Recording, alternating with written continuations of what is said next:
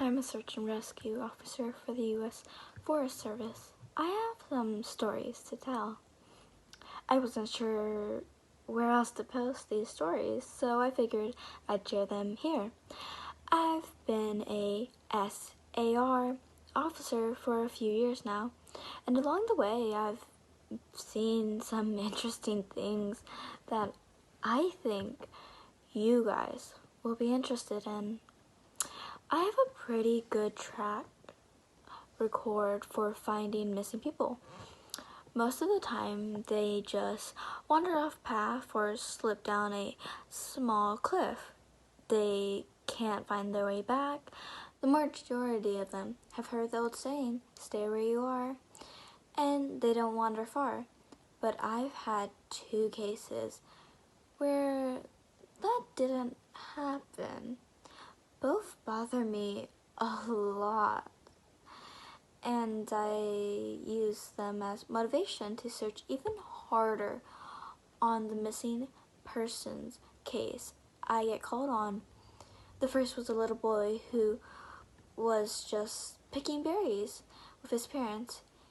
He and his sister were together and they both went missing around the same time. Their parents lost sight of them for a few seconds, and in that time both the kids apparently wandered off. When their parents couldn't find them, they called us, and we came out to search the area. We found the daughter pretty quickly, and when we asked her where her brother was, she told us that he had been taken away by the bear man, she said, and he gave her berries and told her to keep quiet, that he wanted to play with her brother for a while. The last she saw of her brother was riding the shoulders of, open quote, the bear man, and seemed calm.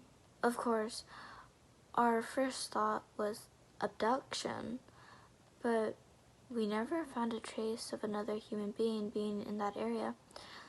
The little girl also insisted he wasn't a normal man, but he was tall and covered in hair, like a bear, and that he had a, open quote, weird face.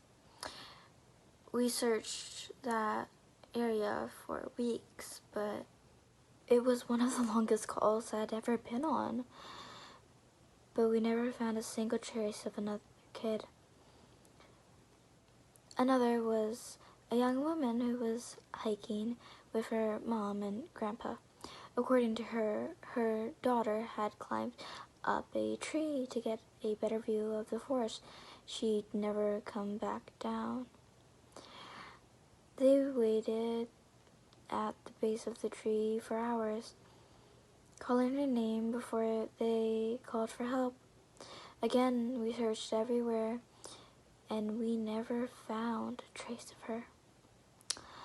I have no idea where she could have possibly gone, because neither her mother or grandpa saw her come down.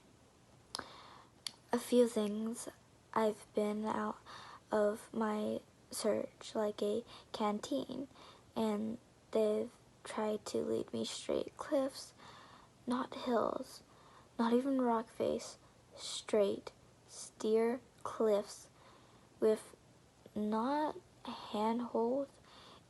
It always baffled, and in those cases we usually find the person on the other side of the cliff or a mile away from where the canteen had led us. I'm sure it's an explanation, but it's sort of strange. One particularly sad case involved the recovery body, a 9-year-old girl who fell down a basement and got plummeted on a death tree, but at the base. It was a complete freak accident, but I'll never forget the sound her mother made when we told her what had happened. She saw the body bag being loaded into the ambulance, and she let out the most haunting, heartbreaking wail I had ever heard. It was like her whole life was crashing down around her, and a part of her died with her daughter. I heard from another SAR officer that she killed herself a few weeks after that had happened. She couldn't live with the loss of her daughter.